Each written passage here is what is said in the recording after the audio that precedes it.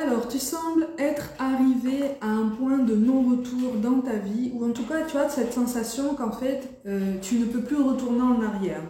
Dis-toi que c'est simplement une sensation. Rien ou presque n'est gravé dans le marbre. On va voir un petit peu ce qu'il en est au niveau des changements auxquels tu fais face. Mais je ressens en toi pas mal de peur, de culpabilité, des remords et une appréhension aussi de faire face à quelque chose qui ressemble plus à de la contrainte, un chemin qu'on emprunte par contrainte ou qu'on pense être contraint d'emprunter par après, plutôt que par plaisir et par réel choix. Tu vois, j'ai l'impression qu'en fait, là, je parle à des personnes qui se sentent un peu coincées dans leur situation, comme si tu avais eu la sensation, comme si tu avais la sensation aujourd'hui d'être comme coincé un petit peu, de plus en plus dans un étau. Mais c'est un étau, en fait, qui prend vie parce que tu t'es mis la pression, en fait. Tu t'es mis énormément de pression. Que ce soit au niveau relationnel comme au niveau professionnel, tu as voulu être au top du top de suite, en fait. Et tu as manqué de recul, tu as manqué aussi d'endurance par rapport à tous les obstacles que tu as rencontrés. Dis-toi que c'est absolument normal. Comme je te le dis toujours, on n'est pas des machines, hein, d'accord? Donc il est tout à fait normal de rencontrer des épisodes de fatigue. Celle-là, elle a sauté. Bon, il y a une synchronicité qui veut se mettre en place là pour toi. Il y a une synchronicité qui veut se mettre en place pour laquelle tu reçois énormément de signes.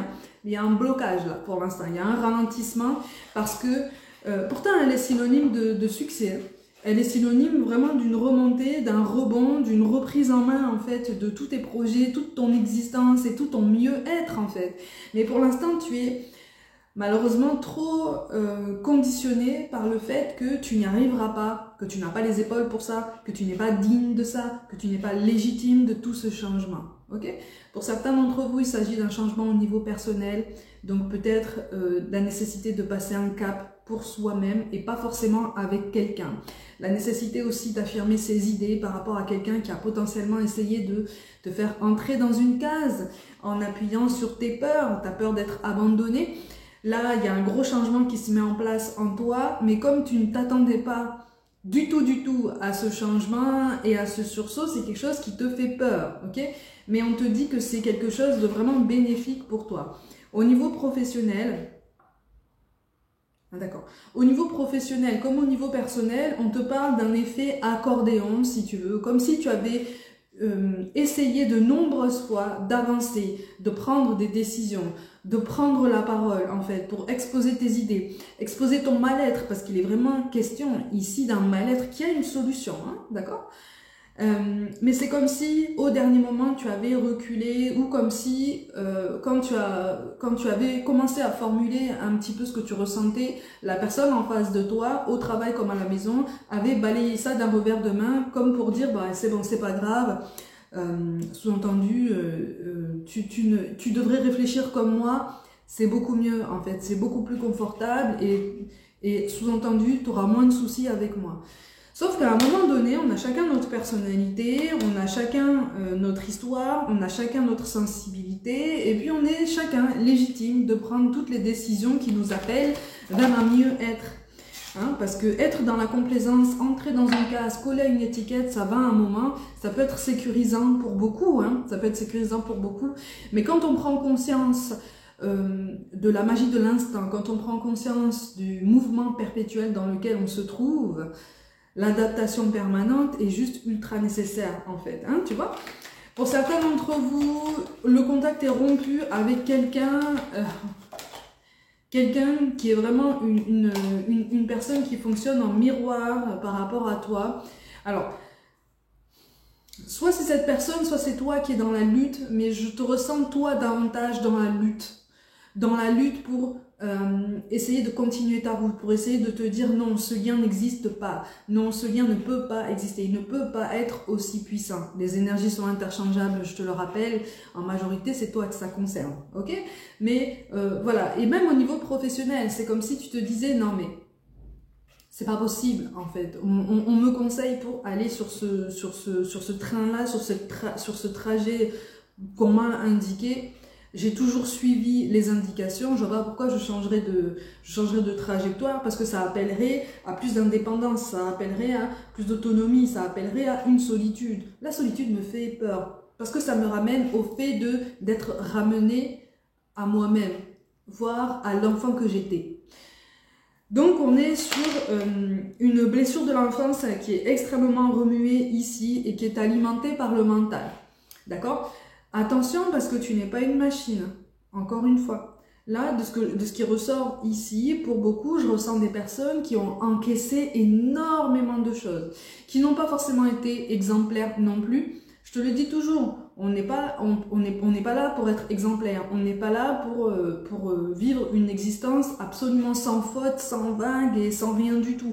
À un moment donné, on fait des choix et puis on assume nos choix. Voilà, on assume les conséquences de nos choix et puis c'est ça en fait qui fait qu'on est unique et qu'on est fort et qu'on se construit aussi. Ce sont tous les enseignements et la façon dont on tire tous les enseignements de tout ce qu'on vit, en fait, qui nous définit et qui fait de nous des êtres à part, d'accord? Qui avons une identité et qui ne sommes pas contraints de suivre forcément un chemin ultra balisé parce que hyper sécurisé par d'autres personnes. Tu vois? Où est ton bien-être ici? À la maison comme au travail, là, il est où ton bien-être? Il est où ton équilibre, là? Sur quoi tu le bases, ton équilibre? Sur le soutien de quelqu'un? En premier lieu, ou sur les sensations que ça te procure, sur le fait que ça t'appelle ou pas. On est dans le regret par rapport à quelqu'un du passé. Pour certains d'entre vous, il s'agit du travail. Il y a quelque chose qui ne s'est pas passé comme prévu avec un collaborateur. Et ça a fait en sorte que soit tu as été écarté d'un projet, soit le projet est complètement tombé à l'eau, soit, et ça c'est vraiment très particulier, tu as été écarté. Et par conséquent, en fait, par effet de synchronicité, cette idée a été mise en retrait, elle a été mise en stand-by parce que finalement, tu n'étais plus là en fait dans les parages pour trouver les solutions, tu n'étais plus là pour porter le projet. Donc on a préféré se dire, plutôt que de te dire de revenir, de te proposer en fait de collaborer à nouveau, on a préféré mettre ce projet sur le côté en se disant bon, on trouvera bien une solution plus tard, il y a bien d'autres choses à faire. Il y a beaucoup d'amertume aussi, hein, dans tes pensées. Bon, tu as tout ce qu'il faut, vraiment, pour faire bouger les choses, tu as tout ce qu'il faut pour reprendre ta puissance, mais effectivement, c'est comme si tu avais la sensation aujourd'hui d'être complètement dans une impasse et un petit peu pieds et poings liés par rapport à ta situation. Comme si tu avais la sensation de ne pas pouvoir sortir d'une situation qui, à tes yeux, pour l'instant, te bloque encore. Il y a une peur du blocage matériel aussi. Pour certains d'entre vous, là, on est en instance de séparation avec quelqu'un, donc au niveau personnel. Pour certains, c'est au niveau professionnel. Il y a une fin de cycle qui est là. Elle ne s'annonce pas, elle est déjà là, elle est déjà en train de s'acter. Et tu es dans cette appréhension depuis un moment, cette appréhension du manque matériel, cette appréhension de la précarité. On te dit que tu vas pouvoir rebondir, mais qu'à un moment donné, il va falloir aussi que tu comprennes que cette épreuve ou ce chapitre de ta vie, tu appelles ça comme tu veux, est là pour t'apprendre à t'affirmer et à comprendre qu'à un moment donné, c'est pas parce que tu souhaites emprunter un chemin de traverse que tu dois chercher l'aval de tout le monde et que tu as besoin de l'approbation de qui que ce soit, et même des personnes les plus proches de toi. D'accord ? Souvent, on démarre ou on redémarre même sans aucun soutien. Sans aucun soutien. Et c'est là que ça nous appelle à toute la frustration qui vient.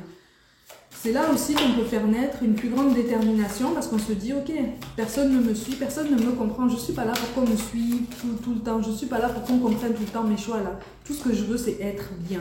Et on te ressent vraiment, en fait, oui, il y a la notion de famille. Alors, il y a la notion de famille au sens de foyer, la notion de groupe d'appartenance même au niveau professionnel, et on te parle de famille d'âme aussi, par rapport à cette personne du passé avec qui tu as la sensation qu'en fait tout est bloqué, ok?